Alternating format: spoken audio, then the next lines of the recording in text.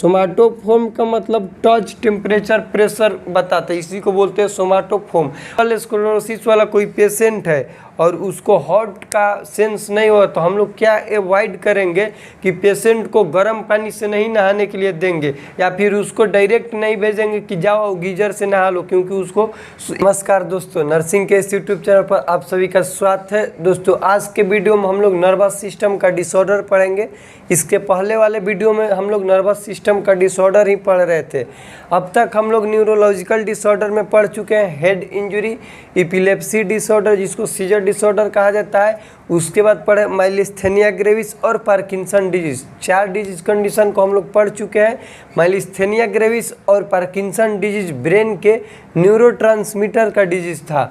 आज के वीडियो में जो हम लोग डिजीज पढ़ेंगे ये हम लोग के ब्रेन के इन्फ्लामेशन जो होगा उसके कंडीशन से होता है।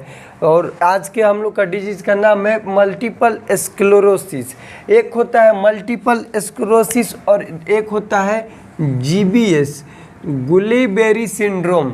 गुले-बेरी सिंड्रोम और मल्टीपल स्क्लेरोसिस ये दोनों क्या है, हम लोग के ब्रेन में इन्फ्लामेशन होता है। ये सेंट्रल नर्वस सिस्टम का है, CNS। अब ब्रेन में इन्फ्लामेशन नहीं होता है, ब्रेन के न्यूरॉन जो है न्यूरॉन के माइलिन शीथ जो होता है, क्या माइलिन शीथ, उसमें इन्फ्लामेशन होगा। माइलिन शीथ में इन्फ्लामेशन होगा, उसको हम लोग क्या कहेंगे, मल्टीपल स्क्लेरोसिस। किस में, सेंट्रल नर्वस सिस्टम में। वहीं पेरीफेरल नर्वस सिस्टम के न्यूरॉन के माइलिन शीथ में इन्फ्लामेशन होगा तो उसको बोलेंगे GBS।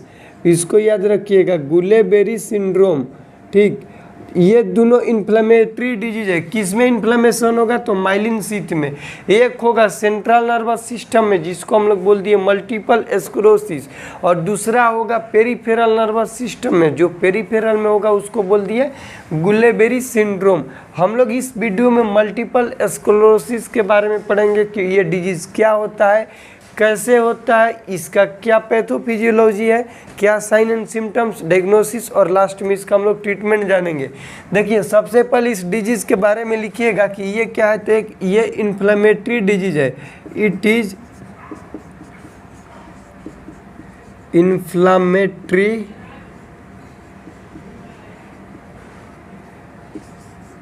Disease of central nervous system. Central nervous system के क्या इन्फ्लेमेटरी डिजीज है। इसमें होता क्या है तो लिखिएगा कि in this disease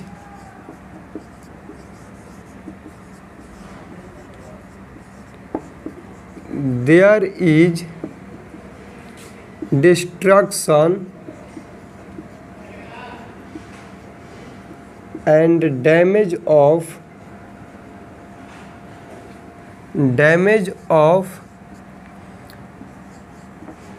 myelin sheath. बस इसमें यही चीज़ आप लोग को याद रखना है, माइलिन शीथ, क्योंकि ये माइलिन शीथ का ही रोग है। In this disease there is destruction and damage of myelin sheath of neurons of all central nervous system. इसका मतलब यही हुआ कि डिस्ट्रक्शन मतलब खराब होगा, डैमेज डिस्ट्रक्शन डिस्ट्रॉय होगा या फिर खराब होगा माइलिन शीथ सभी न्यूरॉन। और वो न्यूरॉन कहाँ के होगा तो central nervous system. Central nervous system में ब्रेन और स्पाइनल कोड आता है। क्या, ब्रेन और स्पाइनल कोड यानी कि स्पाइनल कोड और ब्रेन के माइलिन शीथ खराब होगा, उसमें इन्फ्लामेशन होगा तो उसको हम लोग बोलेंगे मल्टीपल स्क्लेरोसिस। अब हम इसके बहुत पहले जब एनाटॉमी फिजियोलॉजी बता रहे थे उसमें न्यूरॉन के स्ट्रक्चर बताए थे। उस न्यूरॉन के स्ट्रक्चर में हम एक चीज़ बताए थे कि जो सेंट्रल नर्वस सिस्टम में माइलिन शीथ सेल बनाता है उस सेल का नाम होता है ओलिगोडेंड्रोसाइट, और जो पेरीफेरल नर्वस सिस्टम में सेल बनाता है माइलिन शीथ को उसका नाम है स्वान सेल। तो हम लोग पढ़ रहे हैं ये अभी सेंट्रल नर्वस सिस्टम में, तो इसमें कौन बनाता है, ओलिगोडेंड्रोसाइट। तो अगला पॉइंट दे के लिखिएगा कि इसमें क्या होगा कि decrease number of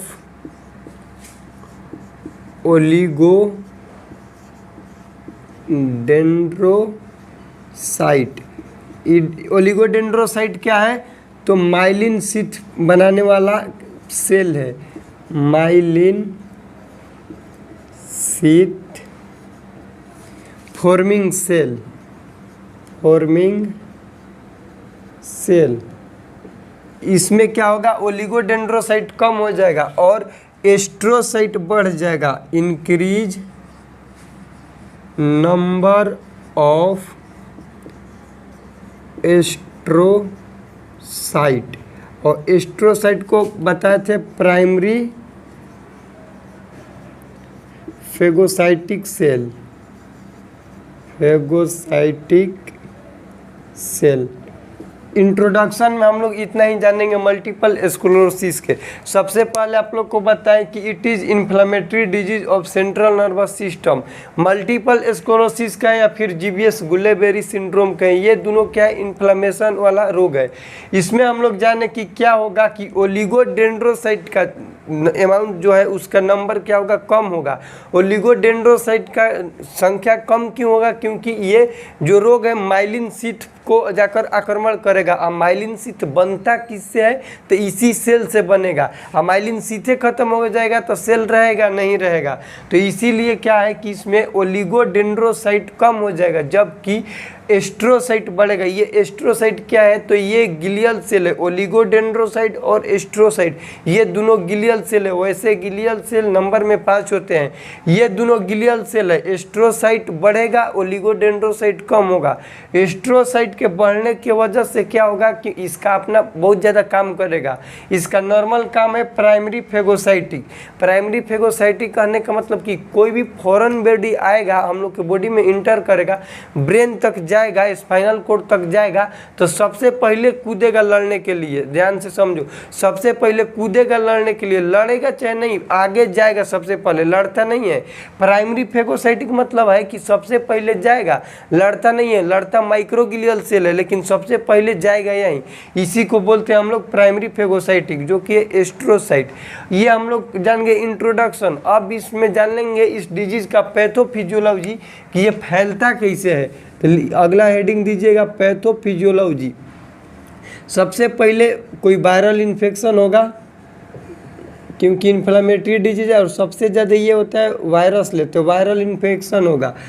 viral infection के बाद ये इन्फेक्शन हम लोग के बॉडी में जाएगा। बॉडी में जाने के बाद क्या करेगा? एक्टिव करेगा एंटीबॉडी को। एक्टिव करेगा किसको? एंटीबॉडी को। एंटीबॉडी को एक्टिव करेगा। कौन से एंटीबॉडी को एक्टिव करेगा? वायरल के खिलाफ हम लोग के शरीर में कौन सा एक्टिव होता है भैया? तो होता है टी लिम्फोसाइट। क्या? T lymphocyte. इसको भी याद रखिएगा। एंटीबॉडी एक्टिव हो गया, उसके बाद क्या होगा? Antigen plus antibody complex. Complex कहने का मतलब कि अब एंटीजन एक्टिव हो गया एंटीबॉडी। एंटीजन ये तो एंटीजन है, ये क्या है? एंटीजन। और ये एंटीबॉडी दोनों गया तो आपस में लड़ेगा, तो एंटीजन एंटीबॉडी कॉम्प्लेक्स बन गया। ये दोनों आपस में लड़ रहा है। कहाँ पे लड़ रहा है भैया? तो माइलिन शीथ के पास लड़ेगा। तो माइलिन शीथ के पास लड़ेगा तो उसको क्षति पहुँचेगा।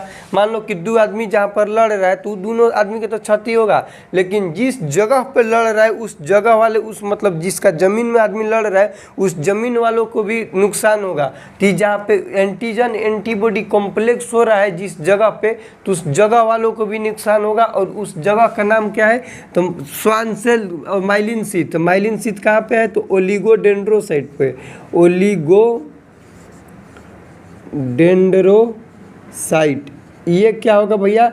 डिस्ट्रॉय होने लगेगा, डिस्ट्रॉय होगा। ये डिस्ट्रॉय होगा तो फिर क्या होगा कि मान लो कि स्टार्टिंग में डिस्ट्रॉय हो रहा है, ट्रीटमेंट इसका कर दिए तो यहीं तक रुक जाएगा। यदि ट्रीटमेंट नहीं करेंगे, if not early treated, not early treated, तब क्या होगा? वहाँ पे उस एक जोन पे माइलिन शीथ होता कहाँ पर है? एक जोन पे। तो उस एक जोन पे क्या होगा? स्कार छूटेगा। स्कारिंग होगा, स्कारिंग, उस स्कारिंग को हम लोग क्या बोलते हैं, स्क्लेरोसिस। ठीक, उस स्कारिंग को बोल दिए स्क्लेरोसिस। और ये ऐसा ऐसा लड़ाई बहुत सारा न्यूरॉन पर होगा। तो बहुत सारा न्यूरॉन पर होगा मतलब कि ये मल्टीपल न्यूरॉन पर होगा। मल्टीपल, इट अकर्स लिख दीजिए, इट अकर्स मल्टीपल न्यूरॉन, इसलिए इसको हम लोग कह दिए मल्टीपल स्क्लेरोसिस। एमएस का मतलब मल्टीपल स्क्लेरोसिस। इसका पैथोफिजियोलॉजी समझिए कि डिजीज कैसे कैसे बढ़ा। सबसे पहले वायरस हम लोग के बॉडी में इंटर किया, जिसको हम लोग बोल दिए एंटीजन। उसके बाद जो वायरस बॉडी में इंटर हुआ तो एक्टिव हुआ क्या चीज़, एंटीबॉडी। और वायरस के खिलाफ कौन सा एक्टिव होता है, तो टी लिम्फोसाइट, ये एक्टिव हो गया। वायरस अंदर बाहर से आया और एंटीबॉडी हुआ तो दोनों आपस में लड़ेगा। और यही कहाँ पे जाके लड़ रहा है, तो भैया स्वान ओलिगोडेंड्रोसाइट सेल कहाँ पे होता है, तो माइलिन शीथ के पास, माइलिन शीथ के पास, माइलिन शीथ, ये माइलिन शीथ के पास लड़ाई हो रहा है। और जिसके पास लड़ाई होगा और ये तो भैया डिस्ट्रॉय होगा, क्योंकि माइलिन शीथ एक से बनता है ओलिगोडेंड्रोसाइट से। तो जहाँ पे लड़ाई हो रहा है ये डिस्ट्रॉय होने लगा, इन्हीं के चलते एकरा नुकसान पहुँचा। और मान लो कि बहुत दिन से लड़ाई चल रहा है और इसको जल्दी से ट्रीट नहीं किया गया, तब क्या होगा, आगे चल के स्कार छोड़ेगा और उस स्कार को हम लोग कहते हैं स्क्लेरोसिस। और ऐसा ऐसा लड़ाई बहुत सारे न्यूरॉन पर होगा, हम लोग के स्पाइनल कोड या फिर ब्रेन के बहुत सारे जगह पर न्यूरॉन पर होगा। यानी कि इट अकर्स मल्टीपल न्यूरॉन, बहुत सारे, मल्टीपल मतलब बहुत ज़्यादा न्यूरॉन पर होगा, इसीलिए इस रोग का नाम है मल्टीपल स्क्लेरोसिस। ध्यान से समझना, मल्टीपल स्क्लेरोसिस इसका नाम क्यों है। मल्टीपल का मतलब बहुत ज़्यादा, स्क्लेरोसिस कहने का मतलब कि स्कार होगा न्यूरॉन पर। न्यूरॉन कौन सा होगा, माइलिन शीथ। माइलिन शीथ किस सेल से बनेगा, तो ओलिगोडेंड्रोसाइट से, इसीलिए इसका नाम है मल्टीपल स्क्लेरोसिस। इसका पैथोफिजियोलॉजी समझ गए, तो अब हम लोग जानेंगे इसका कॉजेज। अब कॉजेज इसमें तो सबसे ज़्यादा, कॉजेज से ज़्यादा इसका ये पैथोफिजियोलॉजी मेन होता है। कॉजेज में होता है सबसे पहले इडियोपैथी, अननोन कॉज, इसका कॉजेज होता है सबसे पहले इडियोपैथिक। इडियोपैथी को हम लोग कहते हैं अननोन कॉज, लिख लीजिएगा, अननोन कॉज। दूसरा होता है viral infection, auto immune process,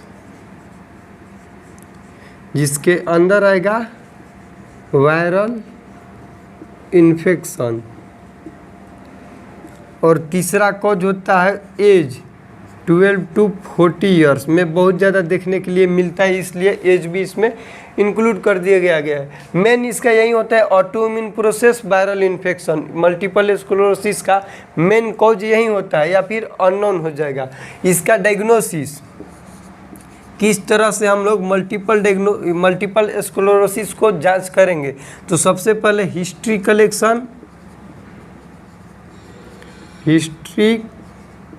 collection, and physical examination.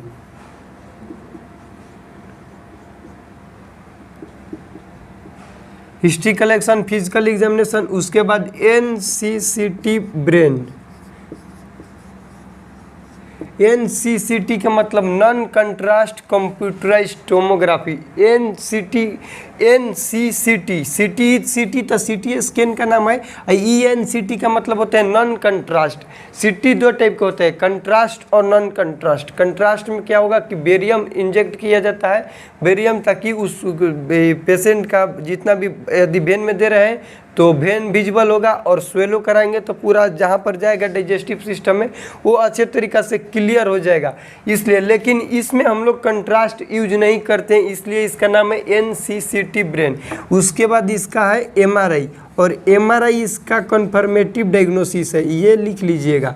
MRI क्या है, कन्फर्मेटिव डायग्नोसिस। ये हो गया हम लोग का मल्टीपल स्क्लेरोसिस का डायग्नोसिस। साइन एंड सिम्टम्स जान गए, डायग्नोसिस जान गए, पैथोफिजियोलॉजी जान गए। अब हम लोग जानेंगे कि कोई पेशेंट है मल्टीपल स्क्लेरोसिस का, तो उसका क्या हम लोग मैनेजमेंट करेंगे, कॉज जानेंगे। अब पहले साइन सिम्टम आप लोग को बता देते हैं कि जो मल्टीपल स्क्लेरोसिस वाला पेशेंट रहेगा उसमें क्या साइन एंड सिम्टम्स देखने के लिए मिलेगा। लिखिएगा यहाँ पे साइन एंड सिम्टम्स। इसमें 3 साइन देखने के लिए मिलेगा। सबसे पहले मोटर साइन, उसके बाद देखने के लिए मिलेगा सेंसरी साइन, और उसके बाद सेरिबेलार साइन, उसके बाद चारकोड ट्रायड, इसके बाद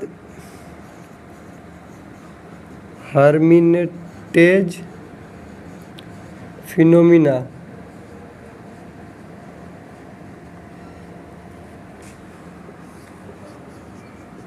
यूरिनरी इनकॉन्टिनेंस। देखिए सबसे पहले मोटार साइन, मोटार मतलब मूवमेंट से रिलेटेड, तो इसमें होगा स्कारिंग ऑफ स्पीच,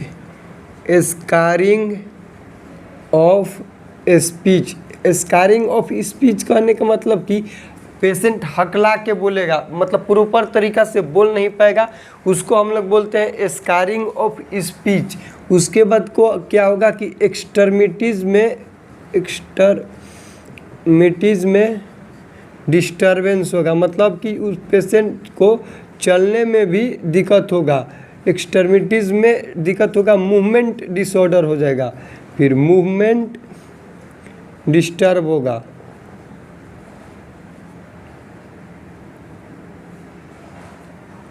सेंसरी में हम लोग का 5 सेंस ऑर्गन है, 5 होता है सेंस ऑर्गन, 5 डिस्टर्ब होता है। सेंसरी में 5 सेंस ऑर्गन होता है, 5 डिस्टर्ब होगा। आई में क्या होगा भैया, तो डिक्रीज विजन, उसके बाद डिप्लोपिया अर्लीस्ट है, इसको लिखिएगा अर्लीस्ट मतलब सबसे पहले साइन के रूप में यही दिखेगा।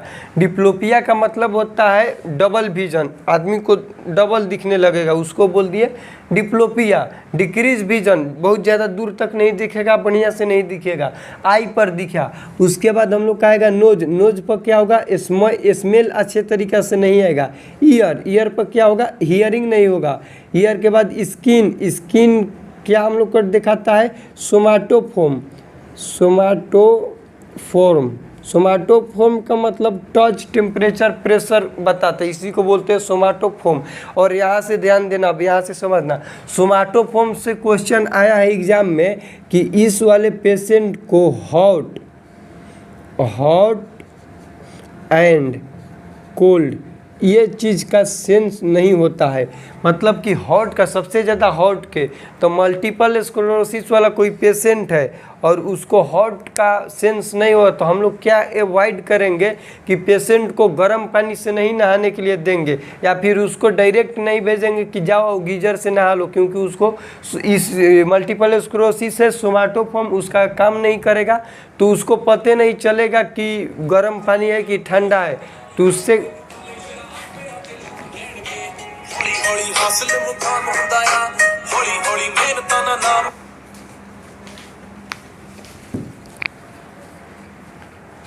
तो उससे पेशेंट को पता ही नहीं चलेगा कि पानी गर्म है कि ठंडा है, और पेशेंट क्या करेगा कि गीजर को चालू किया, बाल्टी में भरा और गर्मे पानी अपने ऊपर उजील लेगा, क्योंकि उसको पता नहीं चलेगा कि पानी गर्म है कि नहीं है, और उजील लेगा तो क्या हो जाएगा, बर्न हो जाएगा पेशेंट। तो एगो अपने डिजीज था, एगो और डिजीज ले लिया बर्न का। इसीलिए मल्टीपल स्क्लेरोसिस वाले पेशेंट को जब इतना साइन एंड सिम्टम्स देखने के लिए मिलेगा, डायग्नोसिस हम लोग कर लेंगे, तब क्या करेंगे, मान लो कि पता चल गया कि मल्टीपल स्क्लेरोसिस स्क्लेरोसिस वाला पेशेंट है तो कहेंगे कि तुम ठंडे पानी से नहा लो या फिर उसको हम पानी दे देंगे, लेकिन गर्म का पानी कभी नहीं देंगे। और यही क्वेश्चन आया हुआ है कि पेशेंट को हम लोग क्या अवॉइड करते हैं, तो हॉट वाटर हमेशा पेशेंट को, हॉट वाटर नहीं, हॉट चीज़ की कुछ भी हॉट हो उसको हम लोग अवॉइड करते हैं मल्टीपल स्क्लेरोसिस वाले पेशेंट को।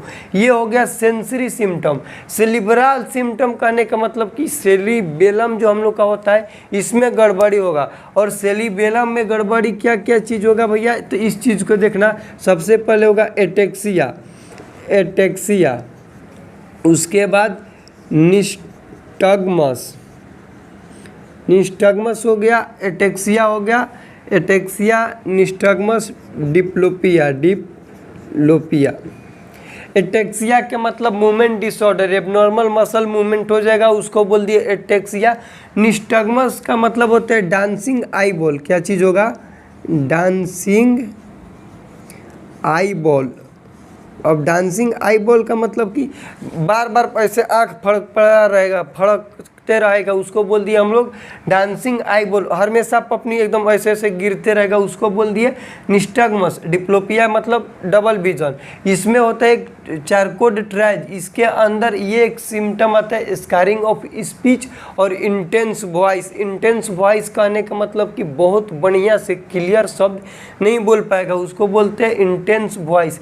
हार्मिनिटेज फिनोमेना क्या होता है कि हम लोग के नेक से लेकर, हम लोग का मान लो कि ये ब्रेन हो गया और यहाँ से नेक स्टार्ट होगा, सपोज डेट नेक हम लोग का यहाँ हो गया, नेक से लेके नीचे स्पाइन तक क्या होगा, करेंट लाइक एगो वेब दिखेगा। एमआरआई जब करेंगे तो करेंट लाइक वेब दिखेगा और इसी को बोलते हैं हार्मिनिटेज फिनोमेना। हार्मिनिटेज साइंटिस्ट के नाम थे, वेबवा के खोज कर दिया इसीलिए इसका नाम अपने नाम पर दे दिया हार्मिनिटेज फिनोमेना। इसमें क्या होता है कि वेब दिखेगा, कहाँ से, नेक से लेकर और हम लोग के स्पाइन जहाँ नीचे होता है वहाँ तक करेंट वेब दिखेगा, उसी को बोल दिया हार्मिनिटेज फिनोमेना। और लास्ट इसका साइन एंड सिम्टम्स है यूरिनरी इनकॉन्टिनेंस। इस पेशेंट वालों को क्या होगा, यूरिनरी इनकॉन्टिनेंस। और जितना भी हम लोग इलाज करेंगे ये मल्टीपल स्क्लेरोसिस वाले पेशेंट को तो साइन एंड सिम्टम्स के बेसिस पर ही करते हैं, कोई भी डिजीज हो। तो यूरिनरी इनकॉन्टिनेंस कहने का मतलब कि unable to hold the urine, पेशाब को रोक नहीं पाएगा, अपने से हो जाएगा, उसको बोलते हैं यूरिनरी इनकॉन्टिनेंस। तो इसको ट्रीट करेंगे। और सेरिब्रल सिम्टम है, इसको ट्रीट करेंगे, सेंसरी को ट्रीट करेंगे, मोटर को ट्रीट करेंगे, बस इसका यही इलाज है। इन्फ्लामेशन हो रहा है तो इन्फ्लामेटरी ड्रग देंगे। तो अब अगला हम लोग तो लिखेंगे इसी में कि इसका मैनेजमेंट किस तरह से किया जाता है।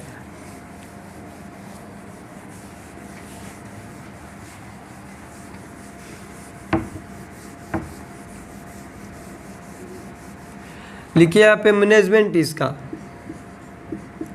सबसे पहले हम लोग देंगे स्टेरॉइड थेरेपी, स्टेरॉइड थेरेपी। और ये इसका क्या है, ड्रग ऑफ चॉइस। डीओसी का मतलब ड्रग ऑफ चॉइस। इसका एग्जाम्पल में लिखिएगा प्रेडनिसोलोन,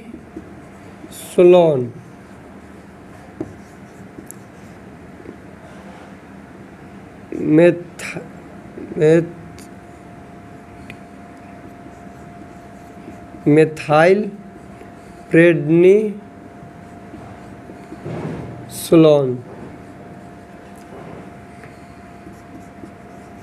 हाइड्रोकोर्टिसोन।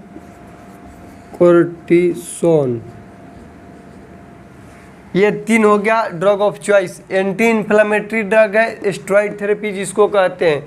ये मल्टीपल स्क्लेरोसिस वाले पेशेंट में यही हम लोग सबसे ज़्यादा देते हैं। उसके बाद अगला लिखिएगा इसके ट्रीटमेंट में कि हम लोग देते हैं इम्यूनो सप्रेसेंट, इम्यूनो सप्रेसेंट। अब इम्यूनो सप्रेसेंट क्यों देते हैं, तो देखो यहाँ पे जब हम बता रहे थे उसका पैथोफिजियोलॉजी, उसमें बताए थे कि एंटीजन एंटीबॉडी दोनों लड़ रहा है। कहाँ पे लड़ रहा है भैया, तो माइलिन शीथ के पास। तो दोनों लड़ेगा तो अपने तो बर्बाद हो रहा है, माइलिनो शीथ को बर्बाद कर रहा है। तो उसको रोकेंगे, कहेंगे एंटीबॉडी को कि तुम ही रुक जाओ, उसको अपना काम करने दो, जो आया वो काम करिए के जाएगा, तुम उसको छेड़खानी मत करो। तो इम्यूनोसप्रेसेंट देने से क्या होगा कि हम लोग के अपने बॉडी के एंटीबॉडी को, समझो, इम्यूनोसप्रेसेंट मेडिकेशन देने से क्या होता है कि बॉडी के एंटीबॉडी को कंट्रोल किया जाता है, रोका जाता है। और इसका एग्जाम्पल में लिखिएगा मेथोट्रेक्सेड, क्या चीज़, मेथोट्रेक्सेड।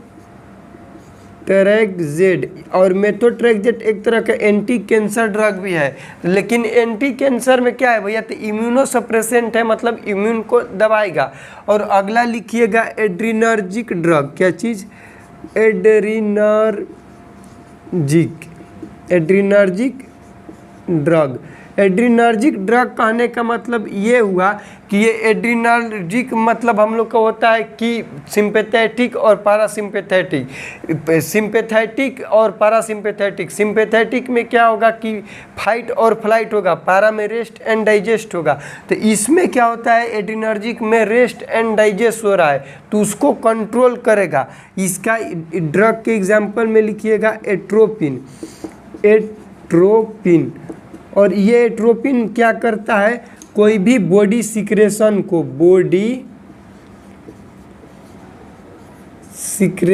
को होल्ड करता है। आई क्यों दे रहे हैं भैया, to treat the urinary incontinence.